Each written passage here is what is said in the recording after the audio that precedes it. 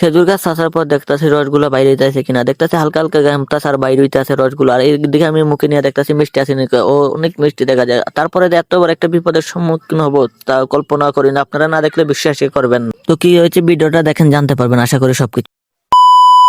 আসসালামু আলাইকুম। প্রতিদিনের মতন আজ সকাল ঘুম থেকে উঠা হলো। ঘুম থেকে উঠে আমার 50 কোটি টাকার ব্রাশ নিয়ে আমি চলে আসি। ব্রাশ করতে করতে কলে এসে ভালোভাবে হাত মুখ দিয়ে চলে যায় ঘরে নাস্তা করে শেষ করে আবার হাঁটা শুরু করলাম। খেতে যাওয়া লাগবে, একটু কাজ করা লাগবে। এদিকে খেতে সেদিকে খেতটা শুকিয়ে গেছে আর আমি পানি দিতেছি ফল দিয়ে। তো এইগুলো দিয়ে আমি আলি পালানোর জন্য তৈরি করবো। তো এদিকে আমার পালাইতেছে, মানে বীজগুলো পালাইতেছে। তো এইগুলো শেষ করে খেজুর গাছের নালি লাগানোর জন্য সিদ্ধ যেগুলো বানাইছে এগুলো নিয়ে যাইতেছে। আর এদিকে দেখতেছে আমার চাচা একটা পাম্প দিতে, যে পাম্প মেশিনের মধ্যে একটা পাঙ্খা থাকে না, ওইটার ভিতরে আটকে গেছে। তার লুঙ্গি আটকে অনেক অবস্থা হয়ে গেছে খারাপ, মানে লুঙ্গি আটকে চিরা গেছে। ভাগ্য ভালো এগুলো বদ্ধ করছে, যা বাকিটা আপনারা নিজে মুখে শুনে নেন।